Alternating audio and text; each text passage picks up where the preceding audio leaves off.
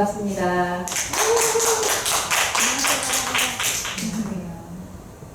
저는 오늘 질병과 돌봄에 대해서 이야기해보려고 합니다. 본격적인 이야기를 하기 전에 제가 작은 질문들을 한번 드려볼게요. 나 너무 건강해. 이런 분 계세요? 없어요. 계세요? 없어요. 난 너무 건강한 정도는 아니지만 그래도 상당히 건강해. 약간 아프지만 그래도 좀 건강한 편이야. 두 분, 세 분, 많으시네요. 보통 한 40명, 50명 있을 때 두세 분 정도 손 드시는데 여기 10분 정도 계시는데 세 분이면은 여성환경면 사실 환경이 좋아야 우리 삶의 배경이 좋아야 환경이 좋아야 건강한데 여성환경연대가 되게 좋은 환경을 제공하고 계신가 봐요. 네, 그런가 봐요. 다행이네요. 자, 두 번째는 주변에 누가 암 진단받았대 이런 얘기 자주 들으시잖아요. 동료일 수도 있고 누구 친구일 수도 있는데 그럼 누가 위암 진단받았다, 간암 진단받았다 그러면 그 사람 없을 때 우리끼리 얘기할 때 걔가 그렇게 짜게 먹고 빨리 먹더니 이런 얘기 걔가 술을 꼭 한 잔 마셔야 심각한 얘기하고 자기 전에 그렇게 캔맥주 하나 마셔야 잠자고 이랬는데 그래서 간암 걸렸습니다. 이런 얘기 하거나 하는 걸 들어본 적 있으실 거예요. 그죠? 네. 세 번째는 여기에 저는 비혼주의자이기도 하고 1인 가구이기도 한데 1인 가구나 비혼인 분들 무슨 얘기 많이 들으세요? 부모님한테? 아프면 돌볼 사람 없는데 지금 괜찮지만 아프면 어쩔래? 이런 얘기 많이 하시죠? 네, 제가 지금 한 이 앞에서 얘기한 세 가지 부분에 대해서 오늘 짧게 10여 분 동안 얘기를 한번 해보려고 합니다. 제가 2009년 정도부터 몸이 좀 아팠어요. 그래서 여러 병원들을 전전하면서 다녔거든요. 3차 의료기관, 대학병원 이런 데 가서 여러 가지 검사를 해도 진단병이 안 나왔어요. 진단병은 안 나오는데 저는 계속 버스에서 쓰러지기도 하고 출혈도 있고 이런데 원인을 못 찾고 몸은 아프고 이런 상황들이 되게 여러 해 반복돼서 가까운 사람들이 이런 일들이 이렇게 막 진단이 안 나오고 이러면 주변에서 내가 잘 아는 병원이 있는데 그 의사가 되게 잘 봐 아니면 되게 용하지 않은 한의원이 있는데 우리 어머니도 거기 가서 약 먹고 되게 좋아졌어 이러면서 정보들을 주잖아요. 그래서 제가 그런 병원들을 찾아가 봤어요. 그랬는데 진료실에서 이런 얘기를 하시는 거예요. 의사 선생님들이 면생리대 쓰고 채식주의자고 막 그러시다면서요. 그렇게 눈안 떨면서 까다롭게 살면 아파요. 둥글게 사세요. 이렇게 얘기하시거나 아니면 몸통권이고 페미니스트인가 그러시다면서요. 그런 사람들 부정적이죠? 부정적이면 아파요. 그런 거 하지 마세요. 이런 얘기 하시기도 하고 비혼이면 음양조화가 깨져서 아파요. 이런 얘기도 막 하시는 거예요. 많이 들었어요. 그래서 사실 진료실에서 의사 선생님들이 저를 비난하면서 이런 얘기를 하신 건 아니에요. 되게 염려하는 눈빛을 담아서 얘기하신 분도 있고 단지 농담으로 얘기하신 분들도 계셨는데 이런 얘기를 들으면서 이 이야기들의 공통점이 뭐죠, 여러분? 이 이야기들의 공통점은 질병의 원인을 저에게서 찾고 있었어요. 환자인 저에게서 의사가. 그래서 저는 이런 이야기들을 반복적으로 들으면서 우리 사회의 질병을 둘러싼 어떤 고유한 혹은 독특한 혹은 문제적인 문화가 있구나라는 생각을 하게 됐습니다. 이렇게 질병의 원인을 개인으로부터 찾는 거를 저는 질병의 개인화라는 단어로 명명해 봤는데요. 아까 제가 두 번째로 드렸던 얘기 중에 누가 위암 걸렸대, 간암 걸렸대 이러면 하는 얘기들 있잖아요. 그 사람의 생활 습관을 지적하고 그 사람의 생활 습관 때문에 질병이 온 거야 라고 우리가 쉽게 이야기하는 그것들. 제 주변에서 실제 있었던 일인데 어떤 위암을 진단받으신 분이 계셨는데 그분이 실제로 굉장히 빠르게 식사를 하시고 되게 빠르게 먹으면 짜게 먹을 수밖에 없다라고 의사들이 이야기하는데 그런 식습관을 가진 분이셨어요. 근데 그분이 어떻게 해서 그런 식습관을 갖게 됐는지 찾아보니까 이분이 비정규직, 원래 정규직이다가 IMF 때 해고돼가지고 IMF 때 여성들이 대량 해고가 있었잖아요. 그 뒤에 비정규직으로 계속 일을 하셨는데 비정규직들에게는 점심시간이 30분밖에 주어지지 않았대요. 그래서 항상 되게 빨리 먹고 일을 하러 가야 되니까 그 몇 년 동안 일했었던, 그 10몇 년 동안 일했던 그 습관 때문에 계속해서 짜게 먹고 빨리 먹는 이 습관이 생겼다고 하시더라고요. 그리고 간암을 진단받았던 상대적으로 젊은 여성이었는데 이 여성 같은 경우도 자기 전에 늘 캔맥주 하나를 마시는 습관이 있었는데 그게 언제부터 생겼나 했더니 불면증이 생기면서 캔맥주를 마시기 시작했고, 불면증이 생기기 시작한 거는 직장에서 성차별이 되게 많고 되게 불쾌한 성희롱, 그런 성적인 언행들이 정말 많은, 성폭력이 되게 많은 직장이었대요. 그래서 그 스트레스 때문에 직장을 몇 번 그만두려고도 했지만 생계 때문에 그만두지 못하고, 그러면서 계속 몸에서는 불면증이나 여러 증상들이 나타나고, 그래서 그 고통을 견디면서 잠들기 위해서 캔맥주를 마시기 시작했다고 하더라고요. 그런데 우리가 계속 질병의 원인을 그 개인의 생활 습관만으로 보면 이런 구조들이 되게 많이 휘발되죠. 그 사람이 왜 그런 습관을 갖게 됐는지에 대해서 이야기하기보다는 그런 습관 때문에 너가 그런 병에 걸렸으니 네 습관이 문제야, 네가 문제야, 이렇게 됐다라는 거예요. 조금 더 쉬운 예를 들어보면 우리 TV 켜면은 정보 프로그램들 굉장히 많잖아요. 건강 정보 프로그램들. 무슨 음식 먹으면 몸에 좋다, 무슨 음식 먹으면 몸에 좋다, 이 운동이 되게 몸에 좋습니다. 이런 정보 프로그램들을 오래 반복적으로 보다 보면 내가 아침에 일어날 때 어깨에 9만 마리 있는 것 같은 이 느낌, 이거 내가 논이 안 먹어서 그런가? 이런 생각하게 되고, 근데 요즘 너무 눈이 침침한데 블루베리 안 챙겨 먹어서 이런가? 이런 거 먹으면 좀 나으려나? 막 이런 생각하게 된다는 거예요. 건강정보 프로그램 자체가 문제인 건 아니지만 그런 프로그램들을 신이 내린 열매, 이거 먹으면 뭐가 좋고, 이런 프로그램들을 계속 보다 보면 건강은 개인이 노력하면 지킬 수 있는 영역. 내가 논이 먹고 내가 블루베리 사 먹으면 내 몸 건강하게 지킬 수 있는데 내가 그거 안 해서 몸이 아픈 것 같은, 이렇게 사고의 흐름이 갈 수 있다는 거죠.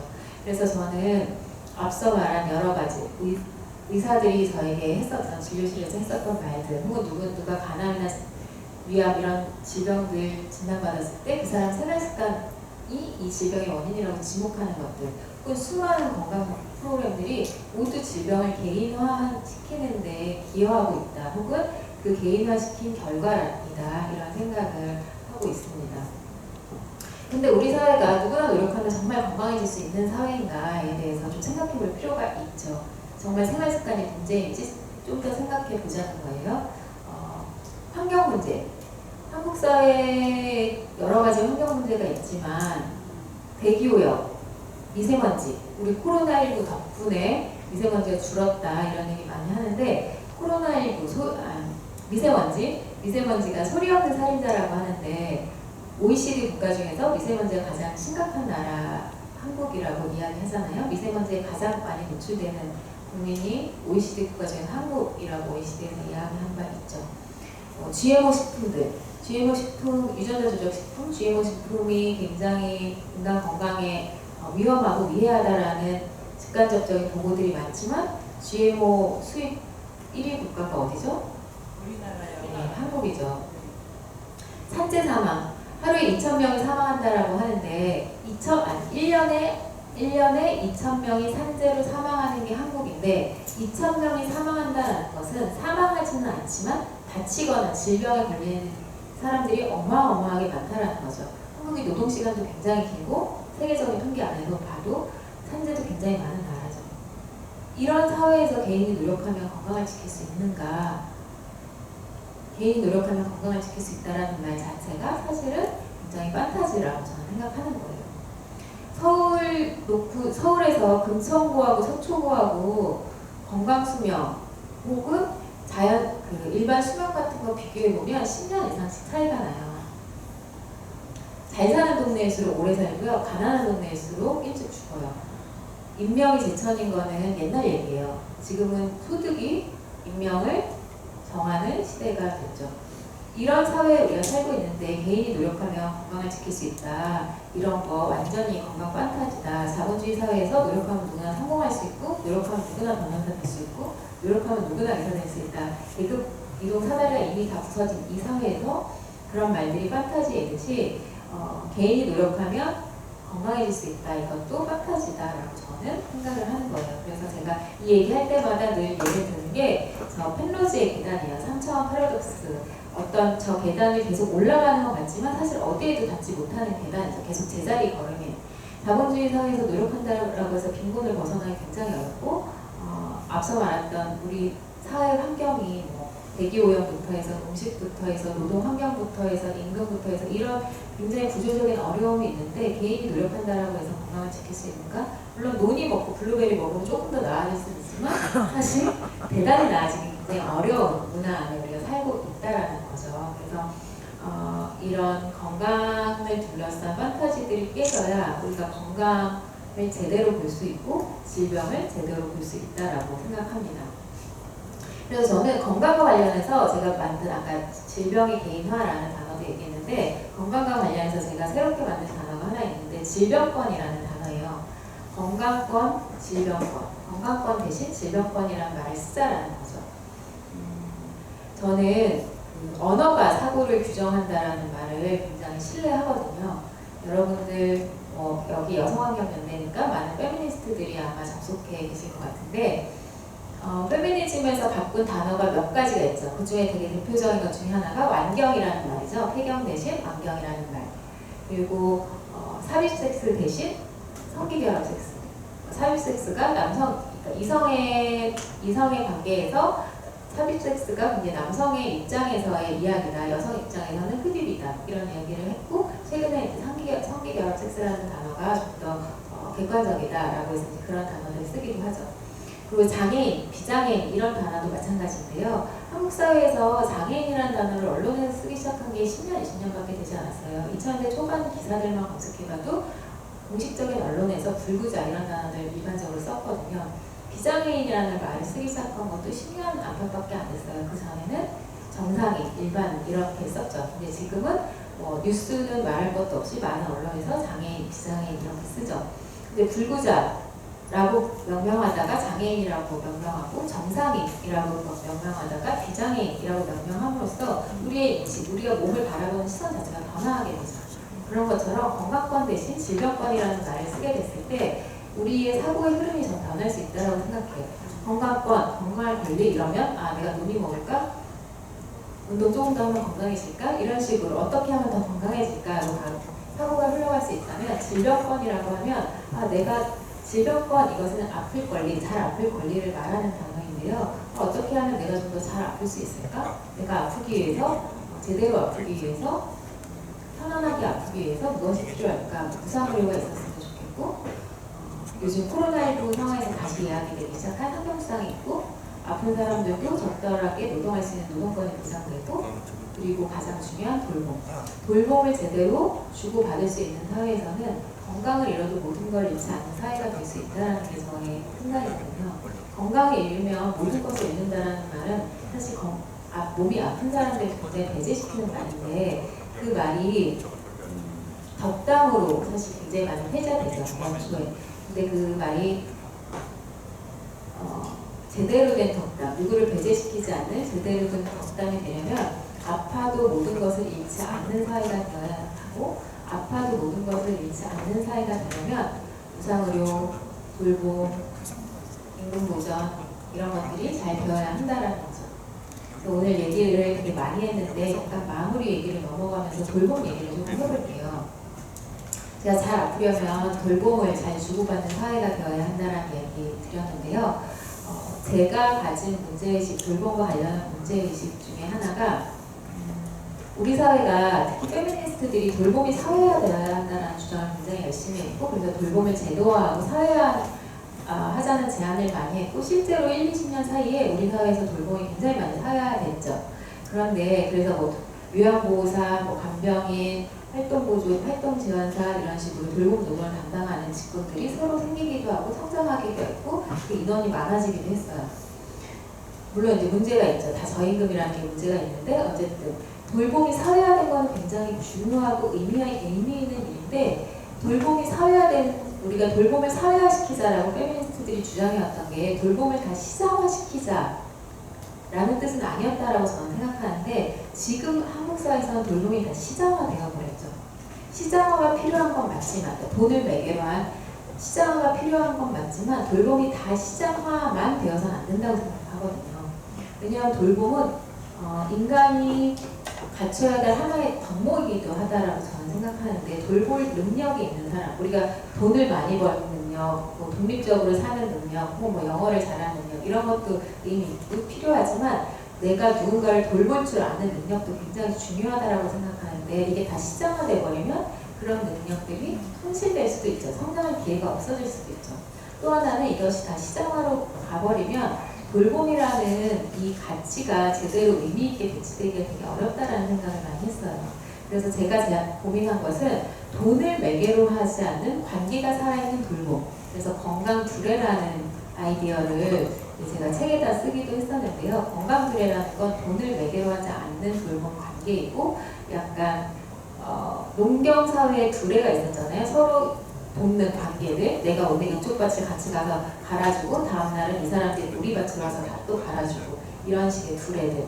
그래서 돌봄을 나누는 두레, 이런 거예요. 특히 1인 가구들이 혼자 살면서 가장 힘든 게 아플 때라고 하는데, 사실 중증이면 병원에 입원하면 되지만 소소하게 아플 때가 사실 되게 힘든 건데, 큰 질병을 겪고 나서 이제 질병은 치료했지만 일상에서 소소한 돌봄이 필요할 때가 되게 힘든 건데, 이런 것들을 돈을 매개로 하지 않고 관계를 매개로 해서 돌봄을 나눠보자, 이런 거예요.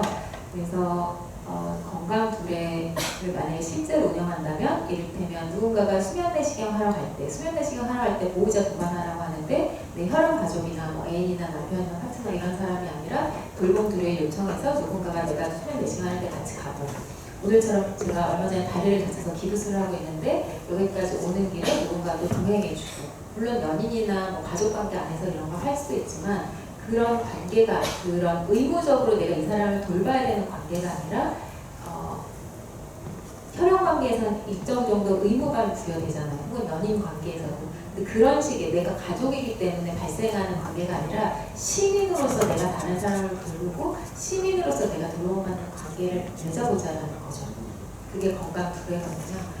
그런 방식으로 돌봄을 나눴을 때 저는 우리가 생각하는 시장화시킨 돌봄에서는 배울 수 없는 어떤 지점들을 배울 수 있게 될 거라고 생각을 해요. 그래서 제가 마지막으로 건강두레에 대해서 이야기해봤고요. 제가 이 문장을 말씀드리고 싶었어요. 질병에 대해서 여러 고민들이 많으신데, 모니터를 조금 치워주시면요. 제 PPT 화면에 다른 게 떠가지고 제가 PPT를 볼 수가 없네요. 저희가 질병이나 죽음에 대한 두려움이 되게 많고, 그것은 뭐 돌봄이랑, 질병이랑 죽음은 둘 다 돌봄이랑 굉장히 가까운 관계에 놓이는 건데요. 이 문장을 끝으로 마무리해보려고 합니다. 우리가 의학으로 죽음을 삭제할 수 없듯이 질병을 삭제할 수 없다. 누구나 아프게 되고 죽게 된다. 질병이나 죽음 자체가 비극이 아니라 그것을 온전히 자신의 삶으로 겪어낼 수 없을 때 비극이 된다. 그러니까 아파도 미안하지 않습니다라는 책을 썼었는데, 그 책에서 썼던 구절이에요. 그래서 우리가 질병이나 죽음이 비극이 되지 않으려면 사회에 많은 것들이 필요한데 그 중에 가장 핵심적인 돌봄이라고 생각해요. 서로가 잘 돌볼 수 있는 사회가 되면 질병이 덜 두렵고 죽음이 덜 두렵게 된다고 생각합니다. 그래서 우리가 시민으로서 서로를 잘 돌보는 사회가 되었으면 좋겠다는 말로 오늘 강의는 마치겠습니다. 고맙습니다.